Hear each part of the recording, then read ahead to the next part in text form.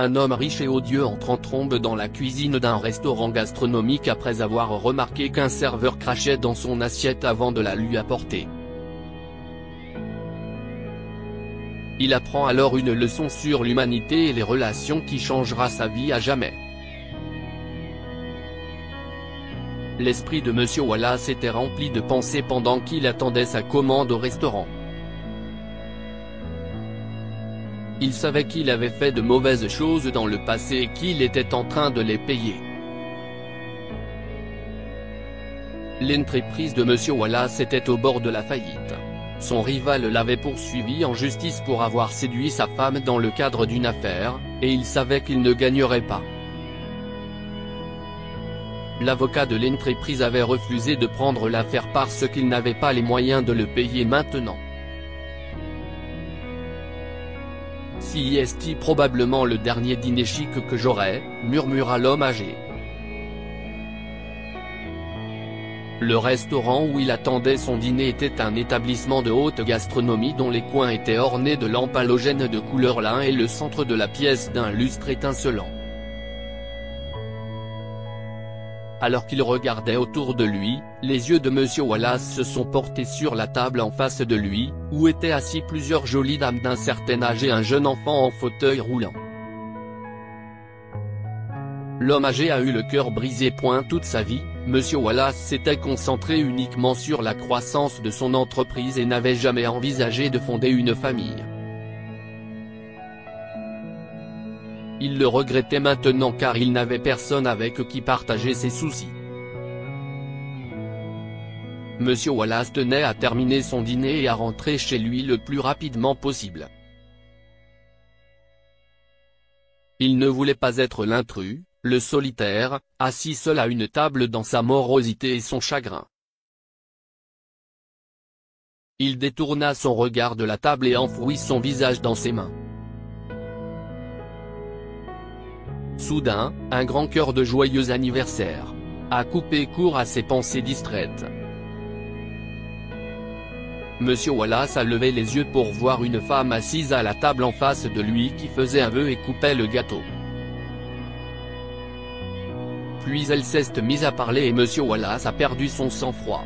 La femme criait à tue-tête, mais personne ne semblait s'en préoccuper. Arrêtez de crier en public, s'est-il exclamé. Vous ne savez pas comment vous comporter? Toute la table s'est retournée pour regarder Monsieur Wallace. Quoi? Ce n'est pas comme si je disais quelque chose de mal, s'est-il emporté. La femme âgée qui venait de couper le gâteau a souri. Je suis désolée, monsieur, a-t-elle crié. M'avez-vous souhaité un bon anniversaire? Merci si est-il le cas. Monsieur Wallace a été surpris. Vous êtes sacrément sourde? A-t-il demandé. Je ne vous ai pas souhaité un joyeux anniversaire. Je vous ai dit de ne pas crier et de bien vous tenir. Pour l'amour du ciel, si est un espace public. La femme âgée a fait un signe dédaigneux de la main et a détourné le regard de Monsieur Wallace, en murmurant un remerciement et en souriant. Si est un gentleman, s'exclama-t-elle bruyamment à l'intention de tous ceux qui se trouvaient à sa table. Ne l'embêtons plus. Monsieur Wallace ne comprenait pas ce qui n'allait pas chez cette femme. Elle continuait à parler fort, bien qu'il se moque d'elle et lui demande de se taire. Elle ne semblait pas se rendre compte qu'elle dérangeait tout le monde dans le restaurant. Finalement, Monsieur Wallace s'est approché de sa table et lui a demandé agressivement de baisser le ton. La femme s'est déplacée avec malaise sur son siège et son visage s'est rétréci, lui ôtant son joli sourire. J'espère que ça va bien entrer dans votre esprit stupide, a-t-il grommelé en retournant à sa table. Monsieur Wallace était furieux et affamé. Tout ce que voulait cet homme d'affaires de 57 ans, c'était s'asseoir et se détendre avec sa calotte de bœuf grillé et un verre de vin rouge. mais la femme assise à la table en face de lui avait déjà gâché sa soirée. Après quelques minutes, Monsieur Wallace a remarqué que le serveur qui avait pris sa commande préparait son vin et l'apportait à sa table. Puis-je, dit-il avant de verser le vin pour Mr. Wallace, et l'homme âgé acquiesça. Merci, dit-il. Pourriez-vous accélérer ma commande? J'ai un engagement plus tard dans la soirée. Le jeune serveur, Arthur, sourit. Bien sûr, monsieur, a-t-il dit. Ça ne sera pas long. Lorsque l'homme d'affaires a finalement regardé Arthur sortir de la cuisine avec un plat à la main, il s'est servi un autre verre de vin. Eh bien, le repas est enfin là, pensa-t-il en buvant une gorgée de vin et en posant le verre à côté des couverts. Soudain, il vit quelque chose et se figea sur place. Qu'est-ce que ça? Est-ce qu'il a perdu la tête? Monsieur Wallace vit Arthur cracher dans son plat avant de s'approcher de sa table et de le servir. Voilà, monsieur, sourit-il en plaçant la commande devant Monsieur Wallace. J'espère que vous passerez un merveilleux moment et que vous apprécierez votre repas ce soir. Très en colère, Monsieur Wallace repoussa sa chaise et se leva d'un bond. Apprécié? S'exclama-t-il. Imbécile, j'ai vu ce que tu as fait. Monsieur Wallace a saisi le plat sur la table et est parti en trombe dans la cuisine. Où est le chef? Demanda-t-il avec colère. Allez chercher le gérant, le chef cuisinier ou qui que ce soit d'autre. Faites-le venir. Tous les chefs et les serveurs de la cuisine se sont arrêtés, incapables de comprendre ce qui se passait. Monsieur Wallace était furieux. Il fit claquer l'assiette contre le comptoir de la cuisine et tira sur le col d'Arthur. Pourquoi diable as-tu craché dans mon assiette? Est-ce que tu fais ça à tous les autres clients ici? Tu ferais mieux d'avoir une explication. Wow, monsieur, s'il vous plaît, s'écria le chef cuisinier, Monsieur Bradley, en se précipitant et séparant Arthur et Monsieur Wallace. Qu'est-ce qui se passe? Puis-je vous demander quel est le problème, monsieur? Demandez à votre foutu serveur, s'écria Mr. Wallace. Il a craché sur mon assiette et a eu l'audace de la servir comme si de rien n'était. Le chef Bradley était abasourdi. Quoi? S'exclama-t-il. Eh bien, il doit y avoir un malentendu. Arthur ne ferait jamais une chose pareille. Si est-il l'un des serveurs les plus talentueux que nous ayons ici. Que dit ce monsieur, Arthur? Dis-lui que tu n'as rien fait. Arthur n'a pas dit un mot. Oh, je l'ai vu le faire de mes propres yeux. Vérifiez les caméras. Wallace a lancé un défi. Se moqua Monsieur Wallace. Et voilà. Votre soi-disant meilleur serveur qui crache dans les plats. Le chef Bradley était très déçu. Il savait qu'Arthur était un bon employé, et il n'avait jamais entendu de plainte à son sujet. Cependant, après qu'Arthur a admis sa faute, le chef Bradley était impuissant. Il n'a pas pu s'empêcher de renvoyer Arthur, même s'il savait que le jeune homme travaillait dur pour subvenir aux besoins de sa mère et de son frère handicapé. Une fois qu'Arthur a quitté la cuisine, Monsieur Bradley s'est excusé auprès de Monsieur Wallace et lui a dit qu'il lui apporterait personnellement le plat le plus cher du restaurant. Et si est offert par la maison, a-t-il gracieusement ajouté. Alors, monsieur, je vous prie respectueusement de ne pas envenimer la situation. Je m'excuse au nom d'Arthur pour ce qui s'est passé. Arthur s'est fait un sang d'encre lorsqu'il a été licencié. Il avait peur de perdre son emploi, et pourtant il a craché dans l'assiette de M. Wallace parce qu'il pensait que personne ne l'avait vu. Lorsque Monsieur Wallace s'est retourné à sa table, satisfait d'avoir été dédommagé avec le plat le plus cher du restaurant, il a remarqué un Arthur triste et défait qui s'approchait de la table où la femme âgée fêtait son anniversaire. Arthur lui a dit quelque chose, et immédiatement la femme s'est évanouie. « Oh mon Dieu, maman !» s'écria Arthur. « Est-ce que quelqu'un pourrait appeler une ambulance s'il vous plaît ? S'il vous plaît ? Dépêchez-vous. » Monsieur Wallace a été interloqué. « Si est-il sa mère ?» se demanda-t-il.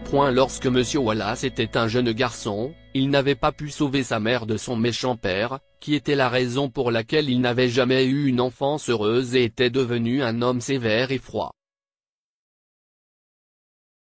Lorsqu'il a vu un Arthur sans défense, il s'est rendu compte qu'il avait beaucoup en commun. Alors, mettant leurs différences de côté, il a immédiatement appelé l'ambulance et leur a dit de se dépêcher.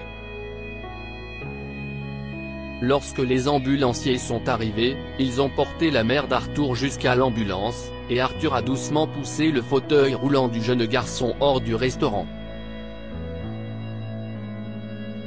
Monsieur Wallace les a suivis à l'extérieur et a vu Arthur serrer dans ses bras le garçon en fauteuil roulant et pleurer. « Maman va s'en sortir, Rob », a-t-il sangloté. « Tu rentres à la maison et tu attends, d'accord ? Les amis de maman s'occuperont de toi. » « Arthur, tu pars avec maman ? » lui demanda tristement le garçon. « Je vais bien. Prends soin de toi. » Arthur a disparu dans l'ambulance, et Rob et les autres femmes qui dînaient avec la maman d'Arthur sont partis. Monsieur Wallace ressentit un élan de sympathie pour la famille et décida de suivre l'ambulance. Lorsqu'ils sont arrivés à l'hôpital, la mère d'Arthur a été emmenée au service des urgences, et Arthur est resté dans le couloir de l'hôpital. Monsieur Wallace prit place près de lui sur l'une des chaises d'attente. « Désolé », a-t-il chuchoté au jeune homme. « Elle va bien ?» Arthur a levé les yeux vers Monsieur Wallace et était furieux. « Pourquoi diable êtes-vous ici ? Vous n'avez pas fini de nous gâcher la journée ? Vous avez insulté ma mère et vous m'avez fait renvoyer. Qu'est-ce ce que vous voulez de plus ? M. » Wallace poussa un soupir. « Tu crois vraiment que si est moi qui ai mal agi ? Jeune homme, tu as craché dans mon assiette. Comment aurais-je pu réagir autrement ? Si est vous qui avez commencé, après tout, » grogna Arthur. « Vous avez insulté ma mère juste parce qu'elle parlait un peu fort. Monsieur, elle est partiellement sourde, et elle utilise un appareil auditif. Si est son anniversaire aujourd'hui. Elle voulait juste s'amuser, alors je l'ai emmenée avec ses amis au restaurant où je travaillais. Elle n'était jamais allée dans un restaurant chic auparavant. » Craché dans le plat. Ce n'était que des représailles. Vous avez insulté ma mère. Et quand je lui ai dit que j'étais viré et que nous devions partir, elle s'est évanouie parce qu'elle ne pouvait plus. Elle a fait une crise cardiaque. Je suis le soutien de la famille, et après avoir perdu ce travail, je ne sais pas ce qui va se passer ensuite. Ma mère m'a appris à cuisiner. Je préparais des repas pour elle et mon frère, et j'ai décidé de me lancer dans l'industrie culinaire. Avant moi, maman avait l'habitude de nous soutenir. Elle faisait de la musique et chantait. La musique était son amour, mais après avoir perdu Louis, elle ne pouvait plus nous soutenir, alors j'ai pris le relais. Et s'il vous plaît, ne dites pas que vous pouvez comprendre tout cela parce que ce n'est pas le cas. Mon jeune frère est atteint de paralysie cérébrale et ma mère a besoin d'une intervention chirurgicale coûteuse pour retrouver Louis. Et je n'ai aucune idée de ce que je vais faire maintenant. M. Wallace se sentait vraiment malheureux pour Arthur. Même si ce qu'il avait fait était mal, ses intentions étaient bonnes. Arthur voulait protéger sa mère et être un bon fils, ce que aime Wallace n'avait pas réussi à faire lorsqu'il était jeune. Je suis désolé, mon garçon, dit-il en s'excusant. Mais je comprends ta situation difficile. Quand j'étais un petit garçon, ma mère est morte, me laissant seul avec mon père. C'était un homme terrible. Il ne savait pas comment aimer son propre enfant. J'ai eu une enfance très malheureuse, et à ce jour, je regrette de ne pas avoir pu sauver ma mère de mon père. La dépression, c'est ce qui a emporté ma mère. Elle n'était pas heureuse avec mon père, et je n'avais pas la moindre idée. Je ne savais pas que nous n'étions pas la famille parfaite que ma mère essayait toujours de nous faire croire. J'ai grandi dans une famille d'accueil et j'ai travaillé dur pour parvenir à une vie digne. Et alors ? Je suis censé me sentir mal pour vous ? s'emporta Arthur. Non, non, pas du tout, a répondu Monsieur Wallace. Mais je veux me racheter pour ce que j'ai fait. Laisse-moi, s'il te plaît, m'occuper des factures d'hôpital de ta mère. Je ne suis pas un homme mauvais, après tout. Vous le ferez ? demanda Arthur, choqué. Mais pourquoi ? Considère que je veux réfléchir, a dit Monsieur Wallace. S'il te plaît. Eh oui, jeune homme. Tu es très jeune et enthousiaste et tu as ce feu pour changer les choses et faire des choses pour ta famille. Continue comme ça mais ne dépasse jamais les limites de la décence humaine. Ce que tu as fait aujourd'hui, ta vengeance ou quoi que ce soit d'autre, c'était mal. Si est drôle comme je n'aille jamais tenu à quelqu'un comme ça avant. J'avais l'habitude de penser que l'amour et l'amitié n'ont pas d'importance dans la vie et qu'il ne faut pas exposer ses faiblesses aux autres. Je croyais que je n'avais pas besoin d'une femme dans ma vie et qu'elle était faible. Mais ta mère est une dure à cuire. Je réalise maintenant à quel point une personne peut compter pour quelqu'un. Si ça ne te dérange pas, mon garçon, j'aimerais aussi contribuer à son opération. Arthur avait désespérément besoin de cet argent, et il s'est rendu compte que ce qu'il avait fait était mal. Il aurait pu traiter la question de façon professionnelle au lieu de se venger en crachant dans le plat.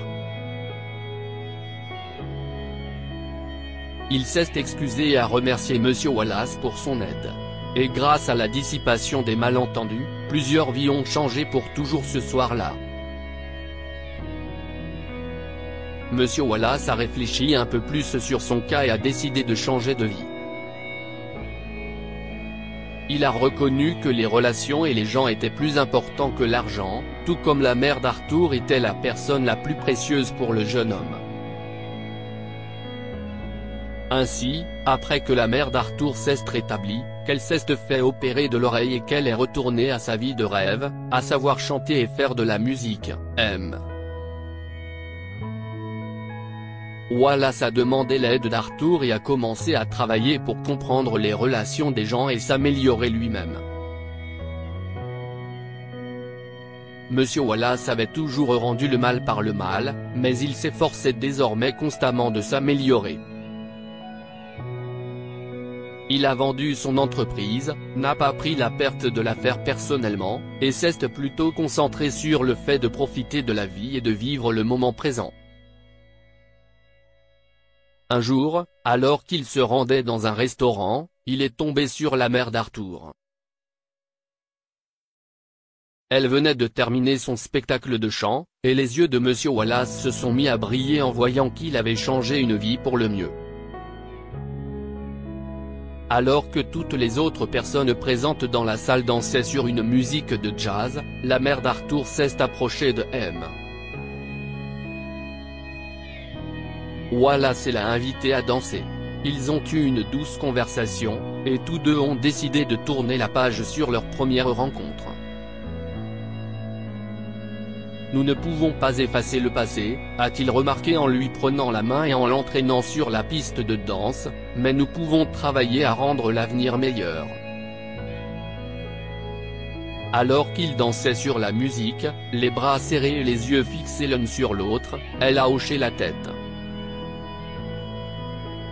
Si est vrai, dit-elle. Très vrai. Et ils ont tous les deux réalisé que quelque chose de magnifique s'épanouissait entre eux. Que pouvons-nous apprendre de cette histoire? Ne jugez pas un livre par sa couverture. Monsieur Wallace a jugé brutalement la mère d'Arthur, ignorant qu'elle parlait fort parce qu'elle était partiellement sourde. Les puissants ne sont pas ceux qui ont de l'argent, mais ceux qui défendent les plus démunis. Monsieur Wallace s'en est rendu compte lorsqu'il a entendu l'histoire d'Arthur et a décidé de sympathiser avec le jeune homme. Partagez cette histoire avec vos amis. Elle pourrait égayer leur journée et les inspirer.